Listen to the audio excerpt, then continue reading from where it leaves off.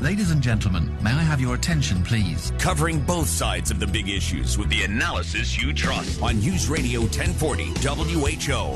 It's the Max and Amy Show. Max has the week off, taking a little vacation time, which is always needed to help make you happier in the workplace. After the Sunday scaries come the Mondays.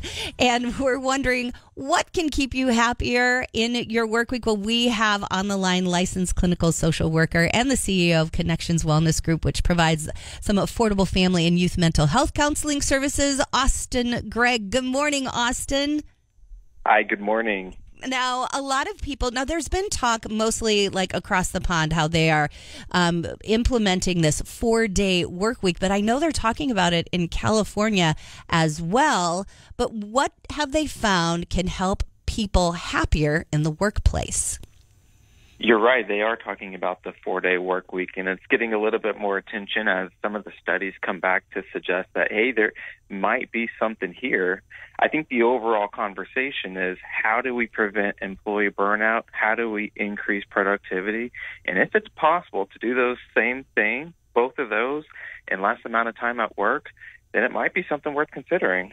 Now, I like it.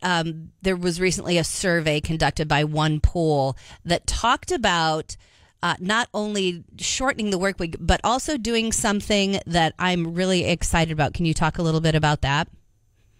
Sure. They reviewed a little bit about on Fridays, the idea of Friday having a shorter work week, or even perhaps a little bit of a less work week on Friday. Overall, the idea is to have something to look forward to, and there are some intriguing results that came from that study. Well, and there are a lot of people that say to make your work feel less burdensome is to plan a trip, to have something to look forward to. But if you were to have something to look forward to every Friday, I think it would certainly lighten the mood. Do you think that the pandemic had a big effect on people wanting to figure out how to make employees more happy? I think absolutely. We had the work from home phase, which began seeing in some segments increased or sustained productivity despite not being in the office.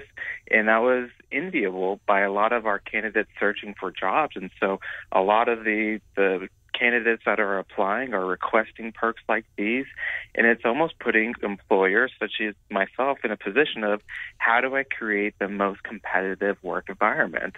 And these are some of the conversations that come from it.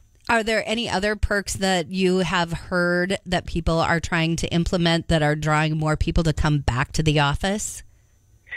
Yeah, we have some work from home opportunities. We even have ideas like tuition reimbursement.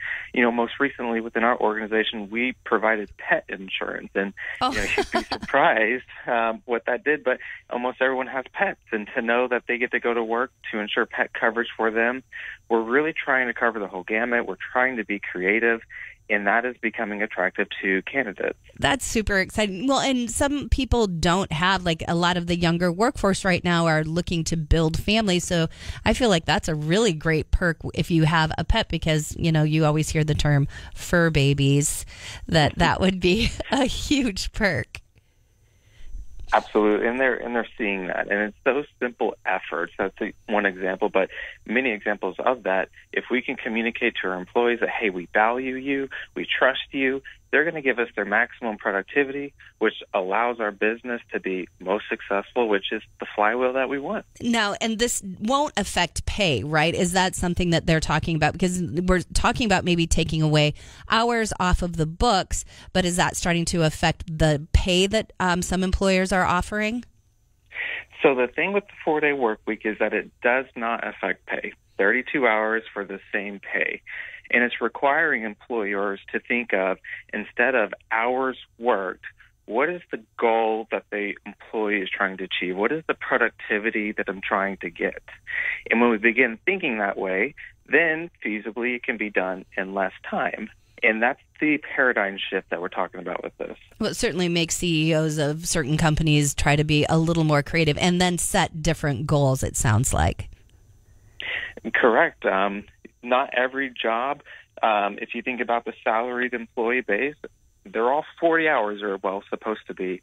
And I'm not sure if that's totally the model. And if we have an opportunity to rethink it, to get a little bit more precise while accomplishing all these goals, I think we might owe it to our employees to at least think about it in these terms. Austin, Greg, thank you so much for taking some time with us today and giving us some good news on a Monday, which can be a little hard for some folks. Thanks for having me. Awesome. Take care.